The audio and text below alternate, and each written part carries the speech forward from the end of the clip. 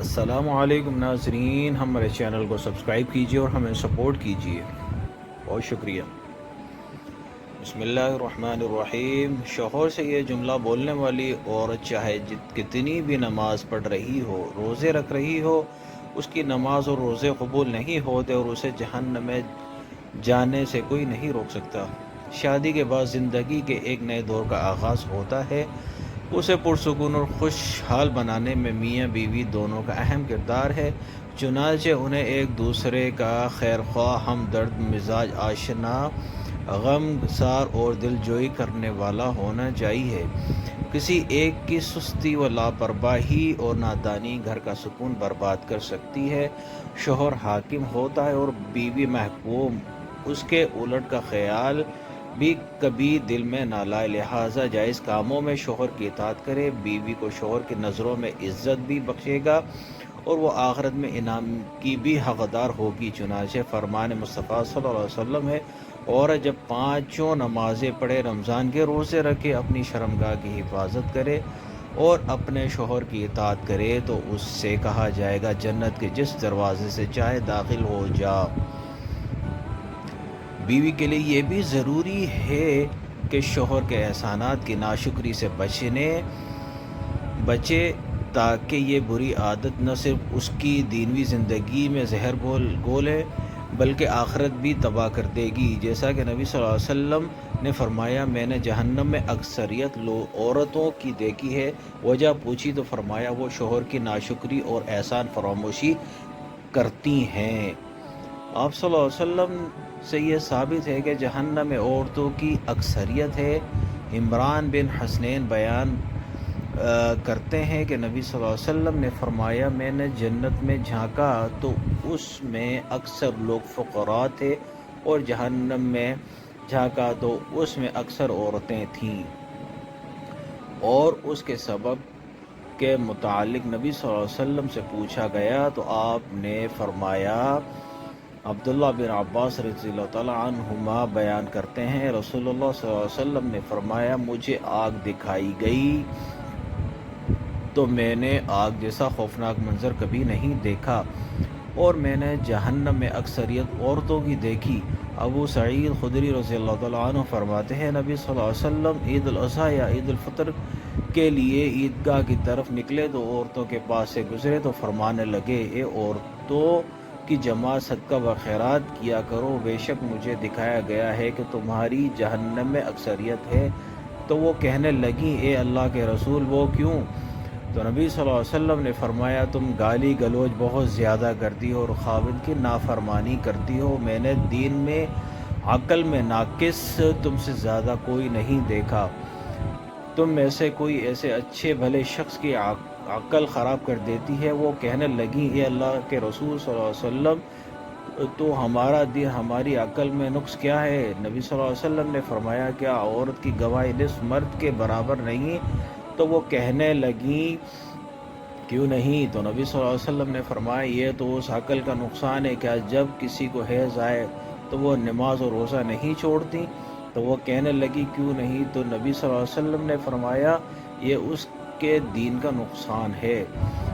سیدنا انس بن مالک رضی اللہ تعالیٰ عنہ سے روایت ہے، نبی صلی اللہ علیہ وسلم نے فرمایا، کسی کے بشر کے لیے اجازت نہیں کہ وہ دوسرے بشر کو سجدہ کرے۔ اگر ایک انسان کا دوسرے انسان کو سجدہ کرنا مناسب ہوتا تو میں عورت کو حکم دیتا کہ وہ اپنے خاوند کو سجدہ کرے، کیونکہ اس پر اس کا خاوند کا بہت بڑا حق ہے۔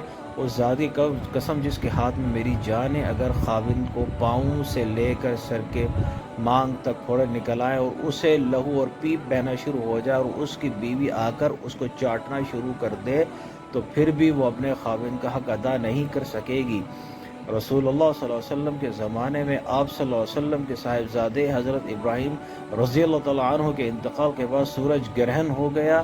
اس زمانے میں لوگوں کا خیال یہ تھا کہ سورج گرہن کسی بڑے آدمی کی وفات یا پیدائش کی وجہ سے ہوتا ہے، جیسا کہ ابھی آپ صلی اللہ علیہ وسلم کے بیٹے کی وفات پر ہوا تو آپ صلی اللہ علیہ وسلم نے اس عقیدے کی نفی فرمائی۔ آپ صلی اللہ علیہ وسلم نے فرمایا، بلا شبہ سورج اور چاند اللہ تعالیٰ کی دو نشانیاں ہیں، انہیں کسی کی موت و حیات کی وجہ سے گرہ نہیں لگتا، لہٰذا جب تم یہ صورتحال دیکھو تو اللہ تعالیٰ کو یاد کیا کرو۔ لوگوں نے کہا اے اللہ کے رسول، ہم نے آپ کو دیکھا تھا، آپ نے اپنے قیام کے دوران میں کسی چیز کو پکڑنے کی کوشش کی، پھر ہم نے دیکھا کہ آپ پیچھے ہٹ گئے۔ آپ صلی اللہ علیہ وسلم نے فرمایا جنت دیکھی؟ یا فرمایا مجھے جنت دکھائی گئی تو میں نے اس سے ایک گوشہ لینے کی کوشش کی تھی، اگر میں اسے لے لیتا تو تم رہتی دنیا تک اسے کھاتے رہتے۔ نیز میں نے آگ دیکھی، اس جیسا خوفناک منظر کبھی نہیں دیکھا، میں نے جہنم میں زیادہ عورتوں کو دیکھا۔ لوگوں نے کہا اے اللہ کے رسول، صلی اللہ علیہ وسلم نے فرمایا اپنے کفر کی وجہ سے کہا گیا وہ اللہ کے ساتھ کفر کرتی ہیں۔ آپ صلی اللہ علیہ وسلم نے فرمایا وہ خاوند کی ناشکری کرتی ہیں، احسان فراموش ہیں، اگر تو ان میں سے کسی کے ساتھ ساری زندگی حسن سکون سلوک کرے، پھر وہ تجھ سے کوئی ناگوار چیز دیکھے تو کہے گی میں نے تجھ سے کوئی اچھا سلوک نہیں دیکھا۔ یہ ہے وہ جملہ جس جملے کی کوئی شوہر بولنے والی عورتیں جہنم میں جائیں گی۔ طلاق کا شمار اللہ تعالیٰ کے بڑے پسندیدہ کاموں میں سے ہے۔ آپ صلی اللہ علیہ وسلم نے فرمایا کہ اس عورت کو طلاق دینے کا حکم دیا ہے۔ حدیث ملاحظہ فرمائیے، اللہ کے رسول، میری ایک بیوی وہ بڑی زبان دراز ہے اور مجھے اذیت دیتی ہے۔ آپ صلی اللہ علیہ وسلم نے فرمایا اسے طلاق دے دو۔ اس نے کہا میرا اس کے ساتھ پرانا ساتھ ہے اور میں اس سے میری اولاد بھی ہے۔ آپ صلی اللہ علیہ وسلم نے فرمایا پھر اسے روک لو اور اسے بھلائی کی تلقین کرتے رہو، اگر اس میں بھلائی قبول کرنے کی صلاحیت ہوئی تو وہ قبول کر لے گی، بہرحال تو نے اپنی بیوی کو اس طرح نہیں مارنا جیسے لونڈی کو مارا جاتا ہے۔ حضرت غوث اعظم رضی اللہ رحمۃ اللہ علیہ فرماتے ہیں ایک دن خطاب فرما رہے تھے، خطاب کرتے ہوئے آپ نے فرمایا 10 قسم کی عورتوں کا قیامت کے دن جنت میں جانا مشکل ہو جائے گا۔ پوچھا گیا حضرت وہ 10 قسم کی عورتیں کون سی ہیں؟ آپ نے فرمایا شوہر کی نافرمانی کرنے والی، بے پردہ عورت، تیز زبان چلانے والی عورت، لوگوں کے سامنے بولنے والی، ہر وقت موت مانگنے والی، دین کا مذاق اڑانے والی، چغل خور عورت، احسان جتلانے والی، غیبت کرنے والی، بال کھول کر چلنے والی عورت، غیر مردوں کو اپنی زینت دکھانے والی۔ یہ 10 عورتیں ہیں جن کا قیامت کے دن جنت میں جانا مشکل بن جائے گا۔ اس لیے ان خواتین پر ضروری ہے کہ جب اس کا علم ہو تو انہوں نے خیر اور بھلائی کی جو اللہ کے حکم سے انہیں اس اکثریت سے دور لے جائے گی اور وہ جہنم میں داخلے سے بچ جائیں گی۔ ہم اللہ تعالیٰ سے دعا گو ہیں کہ وہ ہم سب کو آگ سے دور کرے اور ایسے قول عمل کرنے کی توفیق دے۔ آمین ثم آمین۔ بہت شکریہ۔